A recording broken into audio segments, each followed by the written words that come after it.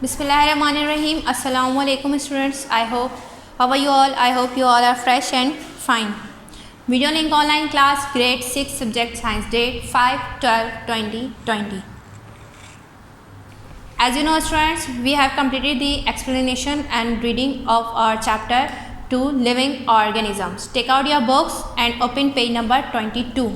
Students हमने इस chapter number 2 की लिविंग ऑर्गेनिजम्स की रीडिंग भी कर ली थी, एक्सप्लेनेशन भी हो चुकी थी और हमने जो एक्सरसाइज ए है आंसर दी फॉलोइंग क्वेश्चंस, इसका जो ए पार्ट है उसमें डेफिनेशंस थी। अगर आप अपनी वर्कबुक का पेज देखें 21 तो उसमें डेफिनेशंस थी cell, tissues and organ systems की, वो भी हमने कंप्लीट कर ली थी।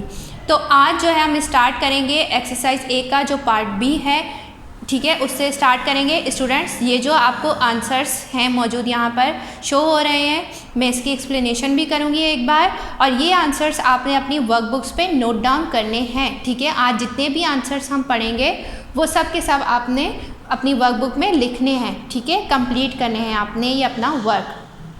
और जो आंसर्स आपके जैसे कि वर्कबुक के पेज हैं इस पर कंप्लीट ना हो तो प्रॉपरली अपनी प्रैक्टिस शीट पर इन आंसर्स को लिखना है आपने। आंसर का ये नंबर भी मेंशन करना है, ए है, बी है, और वो आपने आंसर्स कंप्लीट करने हैं, ठीक है। अब हम स्टार्ट करते हैं बी से। Question B, describe how the transport of material takes place in plants.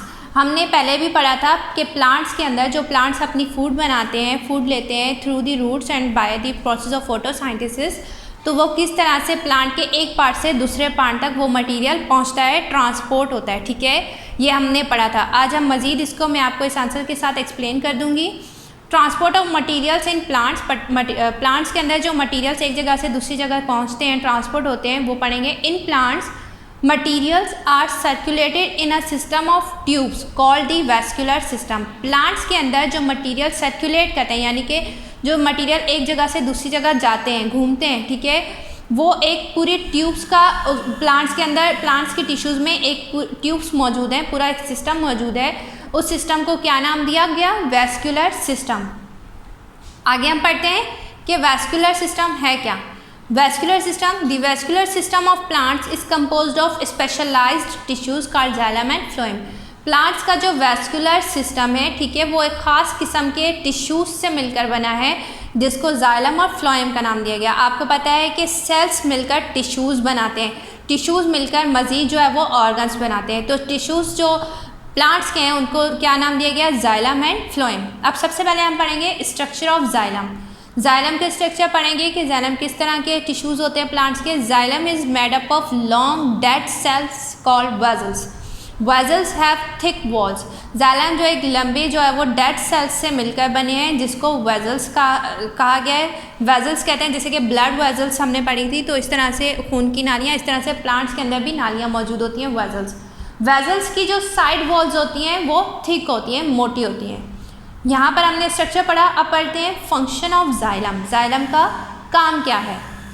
Xylem carry water from the roots through the stem to the veins in the leaves. Xylem जो है वो वाटर को carry करते हैं root से, यानी कि जब हम पानी डालते हैं एक पौधे को, ठीक है, वो पानी जो है वो रूट्स अपने अंदर एब्जॉर्ब करते हैं, जज्ब करते हैं, ठीक है। उसके बाद वो पानी जाता है प्लांट्स का जो स्टेम है, तना है, उसमें जाता है और फिर वो पहुंचता है लीव्स, जो पत्ते हैं उनकी वेन्स तक, यानी कि जो छोटी छोटी सी आपको लीव्स के ऊपर लाइंस नज़र आ रही होती हैं उनको हम वेन्स कहते हैं। तो वहाँ तक ये पानी ट्रांसपोर्ट होता है जाइलम के ज़रिए।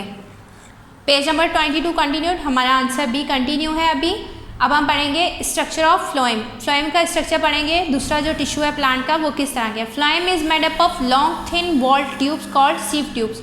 फ्लोएम जो है वो एक लंबी जो है वो साइड वॉल जिसकी थिन होती है, पतली होती है, उन ट्यूब्स से मिलकर बना है जिसको नाम दिया गया है सीव ट्यूब्स का, ठीक है। अब सीव ट्यूब्स क्या है? Sieve tubes are made up of living cells whose horizontal walls have tiny holes। Sieve tubes जो हैं वो लिविंग सेल्स से मिलकर बनी हैं जिनकी जो साइड वॉल्स होती हैं उनमें जो है छोटे से टाइनी होल्स, सुराख मौजूद होते हैं। टाइनी मतलब छोटे होल्स में सुराख मौजूद होते हैं, ठीक है। अब हम पढ़ते हैं फ्लोएम का function. Function of phloem, food flows from the leaves to the other parts of the plant through the phloem. अब देखिए रूट्स के जरिए जो पानी अपनी फूड ले रहा था वो जो प्लांट के टिश्यूज जाइलम के ज़रिए प्लांट्स के ऊपर वाले जो पार्ट्स हैं स्टेम एंड लीव्स तक ट्रांसपोर्ट हो रही थी। अब जो लीव्स, आपको पता है कि लीव्स के ज़रिए प्लांट अपनी फूड बनाता है फोटोसिंथेसिस के प्रोसेस से, ठीक है। तो वो फूड लीव से प्लांट के दूसरे पार्ट तक जो पहुंचती है वो किस तरह से पहुंचती है, वो फ्लोएम जो टिश्यूज मौजूद होते हैं, ठीक है, उनके ज़रिए वो ग़िज़ा प्लांट्स के बाकी पार्ट्स तक, स्टेम तक और रूट्स तक पहुंचती है, ठीक है स्टूडेंट्स। यहाँ तक हमारा आंसर बी कंप्लीट हुआ। अब हम स्टार्ट करते हैं क्वेश्चन सी जो है वो क्या है, व्हाट इज़ ट्रांसपायरेशन, ट्रांसपायरेशन क्या है, why is a transpiration important for a plant, और ट्रांसपायरेशन प्लांट्स के लिए क्यों ज़रूरी है। सबसे पहले हम पढ़ेंगे transpiration. Plant lose water vapours through evaporation into the atmosphere. The water passes through tiny holes called stomata which are found mainly on the left side of the leaves. This process is called transpiration. अब students देखें transpiration क्या है। यहाँ पर मैं आपको एक example दे दूँ कि जैसे आप पानी को बॉयल करते हैं, ठीक है, पानी बॉयल हो रहा है, उसमें से भाप उड़ रही है, ठीक है, वो फिर जो है वो आप जब देखेंगे तो जो आपका एक जो किसी भी पॉट वगैरह में आप जो पानी बॉयल कर रहे हैं तो उसके जो ढक्कन है उस पर जो छोटे छोटे पानी के ड्रॉपलेट्स नज़र आ रहे होते हैं, वाटर वेपर्स, ठीक है। और उसके अलावा जैसे आप कोल्ड वाटर लेते हैं या आइस लेते हैं तो ग्लास के बाहर की तरफ आपको कुछ वेपर्स नज़र आ रहे होते हैं, बुखारात, ठीक है, छोटे छोटे पानी के ड्रॉपलेट्स। तो इसी तरह से प्लांट्स भी एक नेचुरल प्रोसेस के ज़रिए वाटर वेपर्स को एवापोरेट करते हैं एटमॉस्फेयर में, हमारी फ़िज़ा में, ठीक है। वो किस तरह से पास होते हैं कि water passes through tiny holes, एक छोटे छोटे जो सुराख मौजूद होते हैं जिनको हम स्टोमेटा कहते हैं, वो लीव्स के बैक साइड पर या लेफ़्ट साइड पर मौजूद होते हैं, ठीक है। तो पानी जो वाटर वेपर्स को एवापोरेट यानी कि पानी प्लांट्स जो एवापोरेट करते हैं वाटर वेपर्स को फ़िज़ा में, ठीक है, स्टोमेटा के ज़रिए, उस प्रोसेस को कहा जाता है ट्रांसपायरेशन। अब आता है why is it transpiration important for a plant, plants के लिए ट्रांसपायरेशन क्यों ज़रूरी है। Open page number 23। Importance of transpiration. Transpiration has great importance because it helps all plants to keep cool in summer. Transpiration इसलिए ज़रूरी है क्योंकि इस अमल से प्लांट जो है वो समर वेदर में, गर्मी के मौसम में ख़ुद को कूल रखते हैं, ठंडा रखते हैं, ठीक है, इसलिए ट्रांसपायरेशन ज़रूरी है। यहाँ तक हमारा आंसर सी कंप्लीट हुआ। पेज नंबर 23 पे आपके पास क्वेश्चन डी मौजूद है, व्हाट इज़ रेस्पायरेशन। रेस्पायरेशन क्यों ज़रूरी है, रेस्पायरेशन क्या है। Name the parts of human respiratory system. इंसान का जो रेस्पायरेटरी सिस्टम है उसमें कौन कौन से पार्ट्स इन्वॉल्व हैं। अब आ जाते हैं रेस्पायरेशन पे। सबसे पहले हम पढ़ते हैं कि रेस्पायरेशन क्या है। Respiration is the process by which food is oxidised in the body cells to produce energy. Oxygen is taken into the body from the air and carbon dioxide is given out. Students, respiration वो अमल है जिसके ज़रिए जो food है, जो खाना हम ग़िज़ा खाते हैं, वो बॉडी के सेल्स में जो है वो एनर्जी प्रोड्यूस होती है, ठीक है, ऑक्सीडाइज होती है फूड, और फिर जो बॉडी सेल्स है उनके अंदर एनर्जी प्रोड्यूस होती है। इसको मैं मज़ीद आगे एक्सप्लेन करती हूँ। और रेस्पायरेशन के ज़रिए जब हम सांस लेते हैं तो हवा से ऑक्सीजन गैस जो कि हमारे एयर में मौजूद है, हवा में, उसको हम इनहेल करते हैं, और कार्बन डाइऑक्साइड को जो है वो एक्सेल करते हैं। यानी कि रेस्पायरेशन के प्रोसेस में देखें, ऑक्सीजन गैस हमारे लिए बहुत ज़रूरी है इंसान के ज़िंदा रहने के लिए, जो हमें एयर से हम इनहेल करते हैं। अगर ऑक्सीजन गैस इनहेल ना करें, ऑक्सीजन लेवल कम हो जाए तो इंसान मर सकता है, और कार्बन डाइऑक्साइड को रिलीज़ करना भी बहुत ज़रूरी होता है, ठीक है। इसी तरह से इसका अल्टरनेट हम प्लांट्स में कर दें तो प्लांट्स अपने अंदर कार्बन डाइऑक्साइड गैस को इनहेल करते हैं और ऑक्सीजन गैस को एक्सहेल करते हैं। स्टूडेंट्स, फूड ऑक्सीडाइज किस तरह से होती है बॉडी सेल्स में, इसका मैं बता दूं कि जो हम खाना खाते हैं, जिस तरह से वो खाना हमारे फूड पाइप या फिर ओसोफेगस से गुजरता हुआ स्मॉल इंटेस्टाइन्स में जाता है। यहाँ पर मैं थोड़ा आपको डाइजेस्टिव सिस्टम एक्सप्लेन कर रही हूँ थोड़ा सा। तो वो खाना हमारे स्मॉल स्टमक में जाता है। स्टमक में वो खाना जो है वो हाफ डाइजेस्ट होता है, मुकम्मल तौर पर स्टमक में डाइजेस्ट नहीं होता, ठीक है। उसके बाद वो खाना स्मॉल इंटेस्टाइन में जाता है, वहाँ पर जो लिवर से बाइल सिक्रेट हो रहा है और जो पैनक्रियास से पैनक्रिएटिक जूस सिक्रेट हो रहा है वो खाने पर एक्ट करता है। इसी तरह से दूसरे एंजाइम में वो खाने पर एक्ट करते हैं। तो इसी तरह से जो लंग्स के ज़रिए ऑक्सीजन हमारे बॉडी सेल्स तक पहुंचती है, तो वो ऑक्सीजन भी उसके साथ मिलकर एक्ट कर रहे होते हैं, रिएक्शन होता है, और जो है वो फिर एनर्जी उन सेल्स के अंदर भी प्रोड्यूस हो जाती है। इसलिए रेस्पायरेशन जो है वो फूड को ऑक्सीडेशन में भी हेल्प आउट करवाती है। उसके बाद पार्ट्स कौन कौन से इन्वॉल्व हैं ह्यूमन रेस्पिरेटरी सिस्टम में। Human respiratory system is composed of the nose, wind pipe और trachea, bronchi, bronchioles and air sac और एल्वेलाई।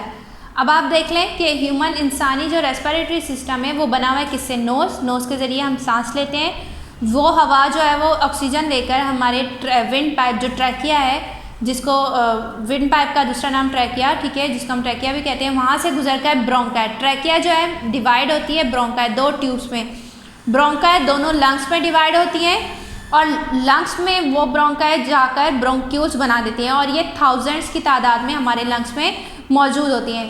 ब्रोंक्यूल्स की जो एंडिंग है इसको हम एयर सैक या फिर एल्वेलाई कहते हैं। अब एल्वेलाई और एयर सैक का मकसद क्या है कि इन दोनों के साथ जो हमारी खून की नालियाँ कैपिलरीज हैं वो जुड़ी होती हैं, जहाँ पर गैसेस का एक्सचेंज होता है, यानी कि एल्वेलाई एयर सैक से ऑक्सीजन गैस उन कैपिलरीज में जाती है और उनके ज़रिए ही carbon dioxide gas air sac में जाती है एल्वेलाई में, फिर वहाँ से वो ब्रोंक्यूल्स में जाती है, ब्रोंक्यूल से वो कार्बन डाइऑक्साइड ब्रोंकाई में जाएगी, ब्रोंकाई से ट्रैकिया में, ट्रैकिया से फिर नोज से के ज़रिए एक्सहेल हो जाएगी। ठीक है, यहाँ तक स्टूडेंट्स हमारा आंसर डी कंप्लीट हुआ। Now see page number 23 continued. अब स्टार्ट करते हैं आंसर क्वेश्चन ई। क्वेश्चन ई में हमसे क्या पूछा गया है? Describe the structure of human heart. इंसान का जो दिल है उसका स्ट्रक्चर हमने डिस्क्रिप्शन देनी है उसकी। ठीक है, सबसे पहले हम हार्ट के बारे में पढ़ते हैं। हार्ट क्या है? दिल। The heart is an important organ in the circulatory system found in the center of chest. It is a hollow muscular pump that circulates blood throughout the body. Heart क्या है? एक अहम ऑर्गन है circulatory system का। Circulatory system मैं पहले भी बता चुकी हूँ कि जो हमारी बॉडी के अंदर ब्लड जो सर्कुलेट करता है, पूरा एक साइकिल कंप्लीट करता है, दौरा करता है, उसमें उस जो ब्लड को सर्कुलेट करवाने का काम है वो कौन करवा रहा है? हार्ट। हार्ट कहाँ मौजूद है? हमारे चेस्ट के सेंटर में मौजूद है। It is a hollow muscular pump that circulate blood throughout the body. ये एक मस्कुलर पंप है, यानी कि इसकी मूवमेंट हार्ट की कौन करवा रहे हैं? मसल्स, जिनको हम कार्डियक मसल्स कहते हैं। ठीक है, हार्ट की मूवमेंट होती है कॉन्ट्रैक्शन एंड रिलैक्सेशन। ठीक है, तो उसके ज़रिए क्या है, जब हार्ट के अंदर ब्लड फिलअप हो जाता है तो हार्ट रिलैक्स होता है, जब हार्ट जो है वो ब्लड को पुश करता है तो कॉन्ट्रैक्ट होता है, तो ब्लड को पुश करवाता है, पंप करवाता है पूरी बॉडी में। ठीक है, ये काम कौन कर रहा है? हार्ट। अब आ जाते हैं structure of human heart. Human heart का स्ट्रक्चर किस तरह से दिखता, किस तरह से? चैम्बर्स। चैम्बर्स मतलब के 4 पार्ट्स होते हैं हार्ट के। The human heart has 4 chambers. पहले कौन से? Atrium. The upper 2 chambers of heart are called atrium. जो ऊपर के 2 चैम्बर्स होते हैं हार्ट के, मजीद में आगे डायग्राम आपको दिखाती हूँ, उसमें एक्सप्लेन करते हैं कि उनको एट्रियम कहा जाता है। एक जो लेफ्ट साइड पर होता है उसको राइट साइड पे होता है उसको हम राइट एट्रियम कहते हैं, जो लेफ्ट साइड पे होता है हम उसे लेफ्ट एट्रियम कहते हैं। और एट्रियम की जो साइड वॉल्स होती हैं वो थिन होती हैं। Page number 23 continued. वेंट्रिकल्स। अब वेंट्रिकल्स जो है वो हार्ट के जो lower 2 chambers of heart are called ventricles, right ventricles and the left ventricle. जो हार्ट के राइट साइड पे जो वेंट्रिकल्स मौजूद होते हैं उसको राइट वेंट्रिकल, और जो लेफ्ट साइड पे उसको लेफ्ट वेंट्रिकल का नाम दिया। और लेफ्ट वेंट्रिकल्स की जो साइड वॉल्स होती हैं वो क्या होती हैं?